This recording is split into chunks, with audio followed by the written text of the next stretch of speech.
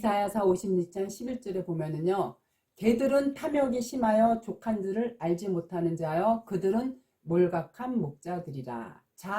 자기 길로 돌이키며 어디 있는 자이든지 자기 이만 도모하며. 여기서의 개들이 누구냐면 바로 몰각한 목자들, 탐욕이 심해서 족한 줄을 알지 못하는 몰각한 목자들이라고 이렇게 이사야 선지자를 통해서 분명하게 밝혀놓았어요. 또한 이 땅의 소유를 쟁취하기 위해서 생각과 마음이 육신의 것으로 가득 찬 사람들 또한 여기에 해당되는 거예요. 이들한테는요 하나님이 함께하지 않으셔요.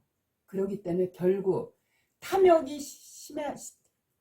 심하다 보니까 만족할 줄 모르다가 종래는 몰락하고, 또 탐욕과 탐심 자체가 우상 숭배인지를 모르기 때문에 그거를 탐하다가 결국은 심판으로, 저주의 심판으로 떨어지게 되는 거예요. 골로새 3장 5절에 보면요. 그러므로 땅에 있는 지체를 죽이라. 곧 음란과 부정과 사욕과 악한 정욕과 탐심이니 탐심은 우상숭배니라. 이렇게 분명하게 탐심이 우상숭배라고 밝혀놓았어요. 아울러 이 탐심 자체가 우상숭배인데 땅의 것을 탐하는 정욕 자체가 바로 우상숭배라고 골로새서에서 분명히 밝힌과 동시에 그 외에 한 가지가 더 있는데요. 그거는 하박국에서 이렇게 밝히고 있어요. 하박국 2장 18절에 보면요. 새긴 우상은 그 새겨 만든 자에게 무엇이 유익하겠느냐. 부어 만든 우상은 거짓 스승이요. 만든 자가 이 말하지 못하는 우상을 의지하니 무엇이 유익하겠느냐. 즉 거짓 스승이 또한 우상이라 그랬어요. 이 땅의 소유가 아무리 많아도요. 결국은 죽기 때문에 복이 아니에요. 수천억의 재산이 있다고 한들 죽으면 고스란히 여기다 놓고 가는 아무 쓸데없는 건데 그게 무슨 복이라고 할 수 있느냐는 거죠. 그러므로 복이라는 것은요. 죽어도 죽지 않는, 그야말로 영생이, 나의 정신이 죽어도 죽지 않는 그 영생이 바로 최상의 복이고요. 그리스도 안에 있는 자들이 바로 복받는 자들인 거예요. 그래서 시편 133편 3절에 보면 헐몬의 이슬이 시온의 신들의 내림 같도다. 거기서 여호와께서 복을 명하셨나니 곧 영생이로다. 성경 전체는요. 복의 이야기야 상대적으로 또 하의 이야기예요. 다시 말해서 재앙의 이야기, 복과 재앙이에요.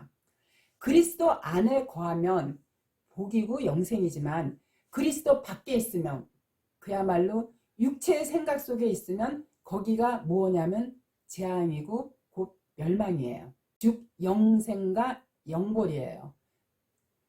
주의 신이라는 건 꼭 믿음이거든요. 이 믿음이 임하면요 영생이고요. 그리스도의 말씀이 내 심령 안에 거하면 그게 가장 큰 복인 거예요. 말씀 자체가 성령이고 성령이 곧 영생이에요. 순복음교회에서는 성령을 무슨 불같이 뜨거운 게 몸을 후끈후끈 달고 그때부터 치유의 은사 방언이 쏟아지고 하는 걸 성령으로 착각하는데요. 그거는 성령이 아니라 그거는 거짓 악령. 무당들도 누구나 할 수 있는 그야말로 거짓, 다른 신들이 주는 거짓 교리라는 거. 이거 여러분들 분명하게 깨달았으면 좋겠어요. 자, 영원히 죽지 않고 사는 복보다 더 큰 복이 어디 있어요?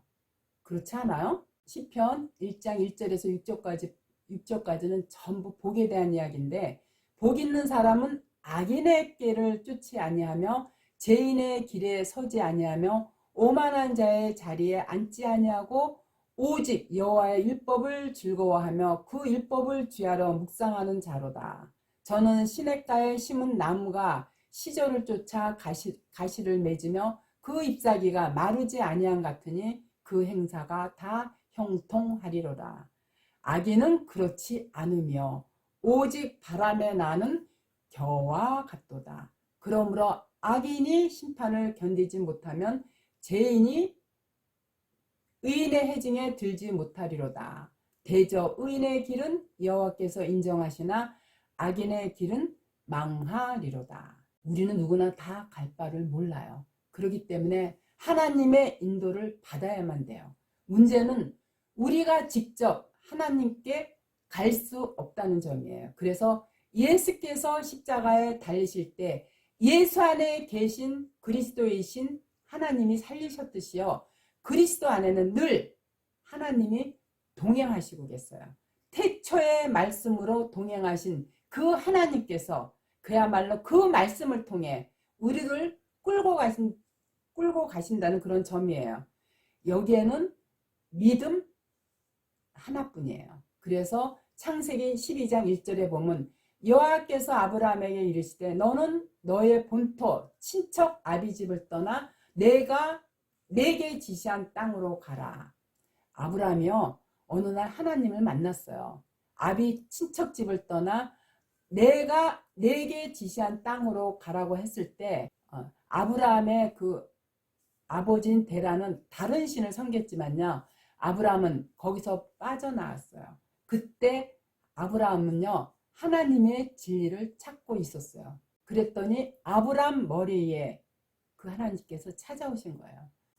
그래서 하나님의 말씀을 믿고 따랐더니요. 하나님께서 이를 의로 여겨주신 거예요.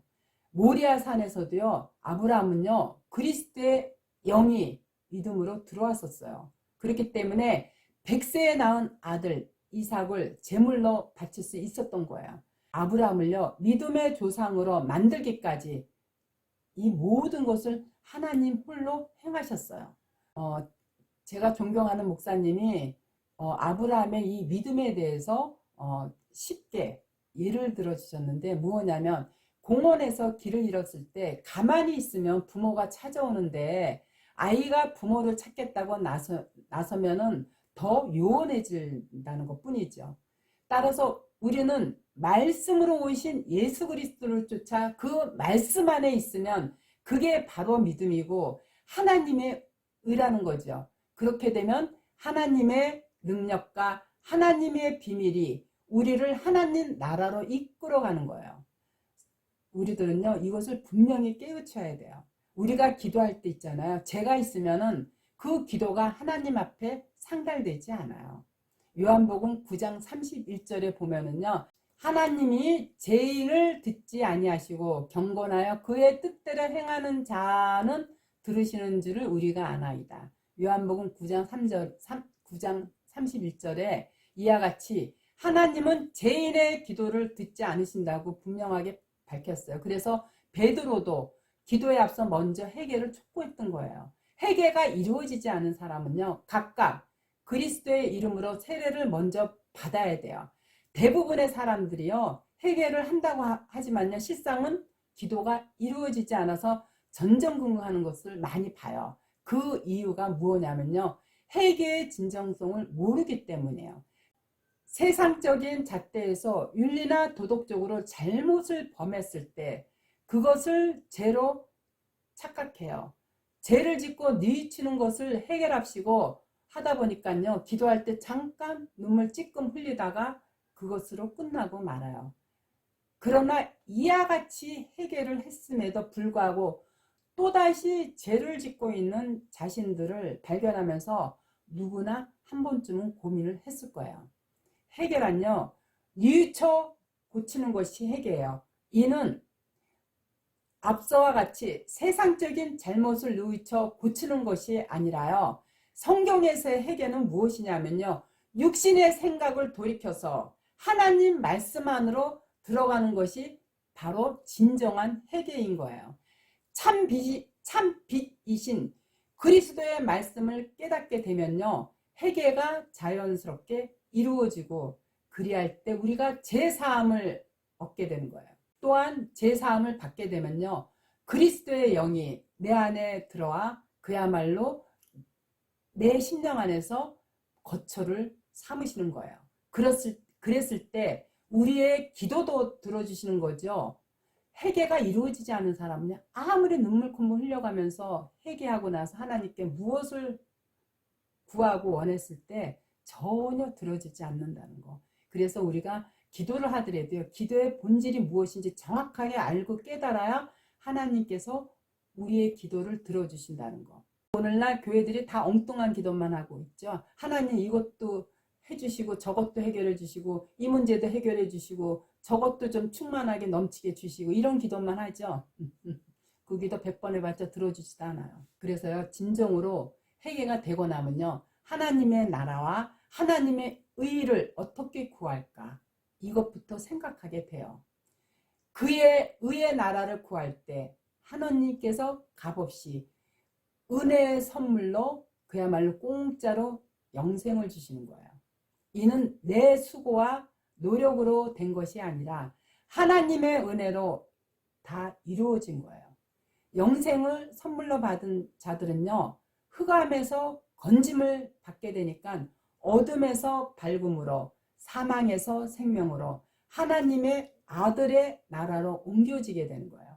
또한 하나님의 거룩한 영이 생명과 마음 안에 들어가서 내 심령에 담기면은요, 이러한 사람들은요, 자기의 당면한 문제들을 해결하기 위해서 기도하거나 또는 자기 소욕을 채우기 위해서 노력하지 않아요.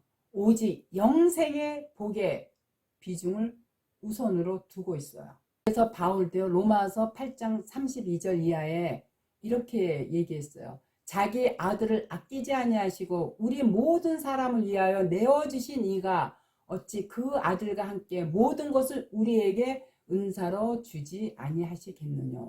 누가 능히 하나님이 택하신 자를 송사하리요. 의롭다 하시는 이는 하나님이시다. 이 얼마나 은혜로운 말씀인가. 하나님께서 의롭다 하신 이를 누가 정죄할 수 있겠느냐는 거예요.